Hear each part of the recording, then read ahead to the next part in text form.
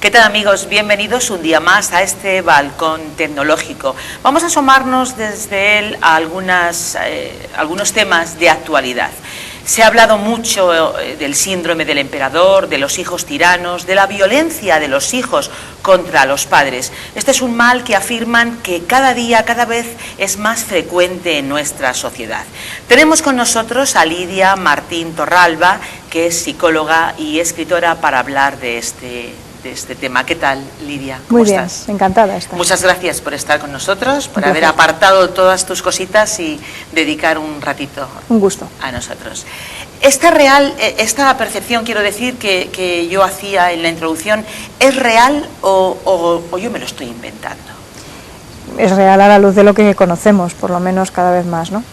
Igual que pasa en otros temas, quizá lo conocemos más gracias a los medios, ¿no? Pero da la sensación de que esto ha cambiado bastante en los últimos años, ¿no? De que era casi inimaginable hace 20 años pensar en chicos que pegaran a sus padres y padres que lo consintieran y que no supieran qué hacer con aquello, ¿no? Entonces, quizá ese tipo de rebeldías se trataban más de raíz y de otras maneras. No digo que no haya existido nunca el deseo de imponerse a los padres o a la autoridad en el hogar, pero desde luego no se había manifestado de la manera flagrante y llamativísima, ¿no? que se está dando ahora. Así que sí que parece que es un fenómeno de ahora más que de antes. ¿Qué dirían nuestras abuelitas si levantaran la cabeza, ¿no? Y vieran, por ejemplo, lo que nosotros estamos viendo o estamos escuchando? Lidia, ¿cuándo podríamos hablar que unos padres se están enfrentando a esta situación o solamente a un hijo rebelde o difícil? ¿Cuál es la diferencia entre ambos? En estos casos es como que se ha trasvasado una línea, se ha trascendido de un límite que ya no es solamente una cuestión de desacuerdo o una cuestión de rebeldía, si le queremos llamar así. La rebeldía adolescente, por ejemplo, pues ha formado parte de la adolescencia de casi todo el mundo, sin que necesariamente se haya tenido que rebasar este límite, ¿no?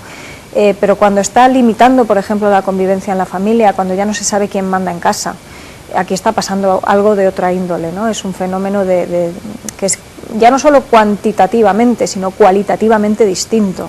Se cuece algo distinto, ya no es una cuestión solamente de, pues me gustaría mandar más de lo que mando, sino es aquello de es que no voy a consentir que tú, por muy padre mío que seas, tengas autoridad sobre mí en esta casa ni en ninguna otra parte, ¿no? Entonces, hay ahí algo más que simplemente una cuestión de rebeldía.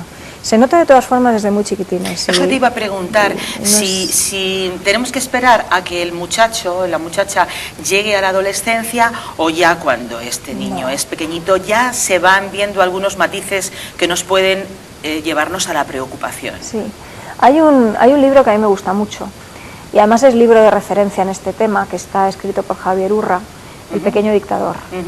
Y hay un párrafo que voy a parafrasear así un poco.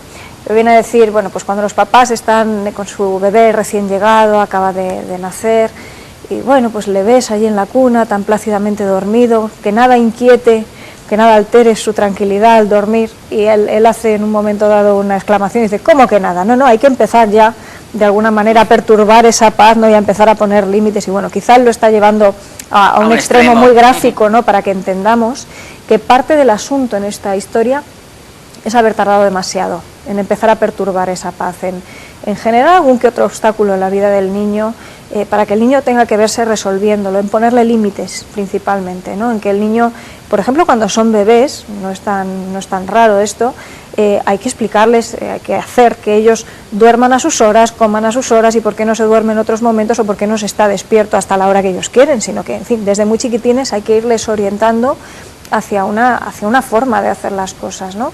No es una forma arbitraria, por otra parte. Entonces, gran parte del error está en haber retrasado en exceso ese momento, con lo cual no es solamente una cuestión de adolescentes. En la adolescencia quizá es cuando se ve más claro, porque es en la adolescencia donde se une la carencia de límites con la necesidad de autoafirmarse, de desarrollarse como individuos separados de sus padres, donde aparece la rebeldía tan propia de estos años. Entonces ahí se juntan, entre comillas, por decirlo de alguna manera así vulgarmente, pues el hambre con las ganas de comer, ¿no? Pero no es un fenómeno exclusivamente adolescente, ni muchísimo menos.